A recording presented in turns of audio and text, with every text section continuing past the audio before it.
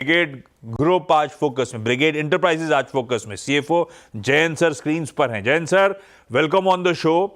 अच्छा, सबसे पहले तो मैक्रोज बड़े सुधर रहे हैं, मतलब on the face of it दिखता ऐसा है कि आरबीआई ने जो स्टेप लिए बड़े एग्रेसिव थे ग्रोथ को तूल देने के लिए। 50 बिप्स रेपो में, 100 बिप्स सीआरआर में और एडिशनल कट था, तो ऐसा लगा ग्रोथ को बढ़िया चैनलाइज करने की कोशिश हो रही है, पुश देने की कोशिश हो रही है।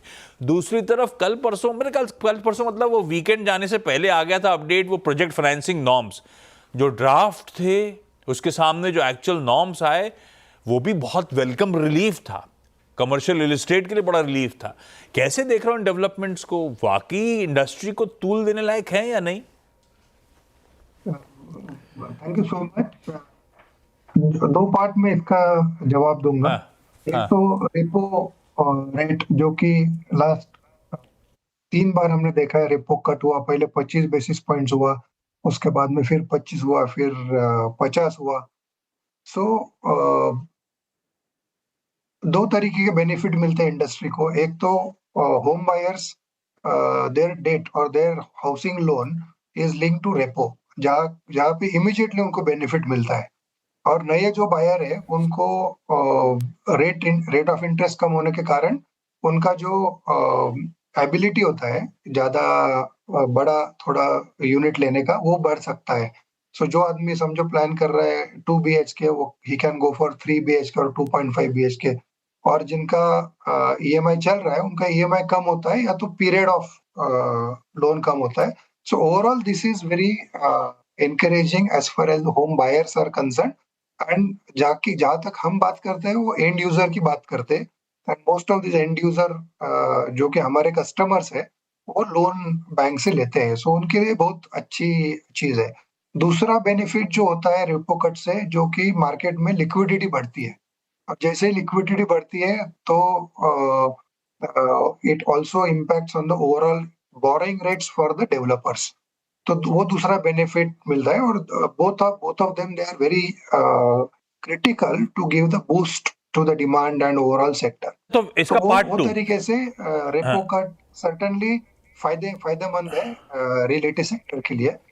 सेकंड पार्ट आपने जो पूछा, जो नॉर्म्स थे, ड्राफ्ट नॉर्म्स हाँ, और एक्चुअल नॉर्म्स फॉर हाँ, लेंडिंग, वहां पे जो भी लिस्टेड प्लेयर्स है उनके लिए तो governance in any case is there.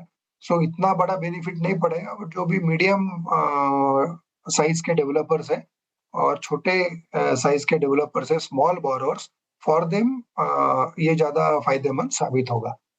ये rate overall cut what both things cut are RBI का हेल्पिंग। पुश वगैरह जैन सर होता तो हम जैसे मिड इनकम सेगमेंट वालों के लिए, लग्जरी अल्ट्रा लग्जरी वालों को फर्क पड़ता नहीं है।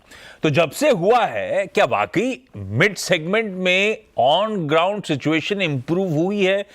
मिड इनकम सेगमेंट में कुछ मोमेंटम टूल पकड़ा है वाकई, या अभी हम पेपर पे अजम्पशन लेके चल रहे हैं ऐसा होगा तो ऐसा होगा? देखिए, कौन से पीरियड से हम कंपेयर करते हैं वो बड़ा इम्पोर्टेंट सवाल है। अगर हम देखें लास्ट 2 साल की जो डिमांड थी, लास्ट 2 साल की जो सेल्स की वेलोसिटी थी, वो आज के लिए अगर हम कंपेयर करेंगे तो उसमें momentum is slower as compare to what it was in the past. मैंने लास्ट टाइम भी आपसे बात की थी, तभी मैंने बोला था कि पहले जो था कि प्राइस इंक्रीज हो रहा था मार्केट में, और देयरफॉर कस्टमर जब भी साइट पे आता था तो एक्सपेक्ट करता था प्राइस और आगे जाएगा, तो the closure was very fast. अभी जो pricing specially in Bangalore market, Hyderabad market, Chennai market to an extent, जो भी प्राइस इंक्रीज देखा है, अभी वो एक लेवल पे आ गया जहाँ पे इतना steep increase is not expected. तो mainly that is the reason जहाँ पे अभी customers are taking little more time to close the decision. हालांकि ग्राउंड पे हम जो देखते हैं कि एंड यूजर की enthusiasm in terms of visiting the site, in terms of discussing about the projects and then closing the deals, that is still very good, that is still very good। हाँ, लेकिन जो हम पहले assumption लेते थे, या पहले हमारा जो एक्सपीरियंस था कि कोई प्रोजेक्ट हम 1 मिलियन का लॉन्च कर देंगे और 1 साल में बिक जाएगा, 1.25 साल में बिक जाएगा, अभी वो टाइप की वेलोसिटी नहीं है। वो velocity is now may be launch के 2 क्वार्टर में 50% इन्वेंट्री हमारी बिकेगी और अगले 4 या 5 क्वार्टर में बाकी की इन्वेंट्री बिकेगी। तो थोड़ा जो ओवरऑल सेल्स साइकिल है for a project that is now longer, but sector के हिसाब से अगर हम देखेंगे तो it is still very good, very encouraging, क्योंकि कोई भी प्रोजेक्ट जो हम लॉन्च करते हैं अगर ओसी मिलने के पहले, जो कि 3 साढ़े 3 साल का पीरियड होता है, उसके पहले अगर पूरा प्रोजेक्ट बिक जाता है तो ये प्रोजेक्ट सक्सेसफुल माना जाता है। वो तरीके से I think this is a very positive scenario. RBI certainly is taking decisions which are helping overall.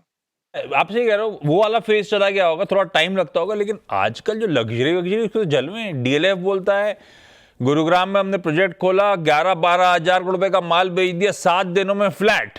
अभी आज सुबह गोदरेज प्रॉपर्टीज बोला आपके मार्केट बेंगलुरु में आए और 2000 करोड़ रुपए का माल बेच दिया पहले ही लॉन्च में। तो डिमांड लग्जरी की तो तगड़ी है। आपके केस में ब्रिगेड में जो ब्रेकअप है सेगमेंट्स का, उसमें लग्जरी, अल्ट्रा लग्जरी कितना चंक है? क्योंकि आपका FY25 का एवरेज रियलाइजेशन 40% साल दर साल बढ़ा था। I am assuming product mix में बदलाव से काफी हद तक तूल मिला होगा, तो ये ट्रेंड आगे भी कंटिन्यू करना है क्या? इसी सेगमेंट में ज्यादा तूल रहेगा, फोकस रहेगा क्या? ब्रिगेड का जो मिक्स है, brigade more it is focused on mid mid premium segment, और वो बैंगलोर जैसी सिटी में अगर हम देखेंगे तो 2 करोड़ के आसपास का जो भी टिकट साइज होगा एक यूनिट का, that is something which is our maximum contribution in our product और प्रोडक्ट मिक्स। बट हर एक प्रोजेक्ट में हालांकि 80% की इन्वेंटरी, 70% की इन्वेंटरी मिड प्रीमियम की रहेगी, लेकिन there are some units which are like 10-15% units which are bigger units, and that is something which will be anything between 3 to 5 crore also.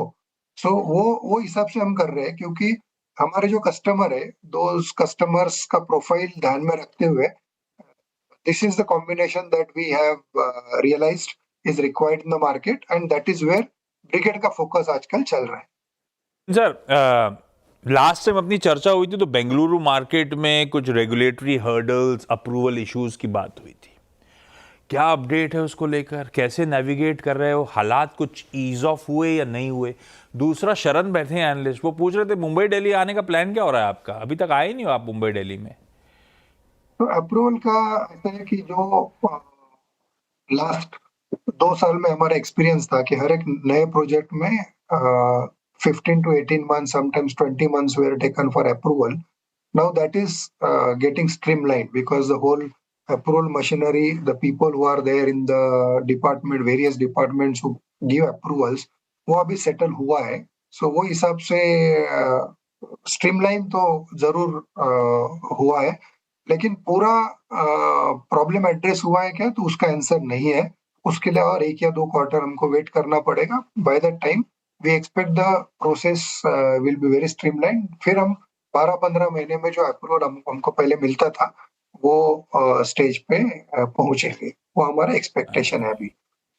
Second question आपने जो पूछा कि भाई बॉम्बे दिल्ली में जाने का क्या प्लान है, तो हालांकि अभी हमारा जो बैंगलोर मार्केट है वहां पे हमारा about 5 to 5.5 million square foot का सेल होता है। Our market share is about 13-14% in Bangalore market. तो हैदराबाद और चेन्नई मार्केट में हमने लास्ट 3 या 5 साल से ज्यादा फोकस रखा है। वहां पे हमारा अभी लॉन्चेस हो रहे हैं, ग्रोथ हो रही है। More growth is coming from this 2 markets, क्योंकि बेस छोटा है। तो अगला 2 साल में तो हमारा फोकस यही मार्केट पे रहेगा, क्योंकि यहाँ पे wherever we are present, we want to bring this Hyderabad and Chennai market also to a reasonable volume and scale. जब ये हो जाएगा तभी हम अगले मार्केट का सोचेंगे। अगर आज की थॉट प्रोसेस आप देखेंगे तो हम more incline to look at market before the NCR market. NCR market कोई थॉट नहीं है अभी। ठीक, हाँ। चलिए Jain sir, thank you so much. Sharan के पास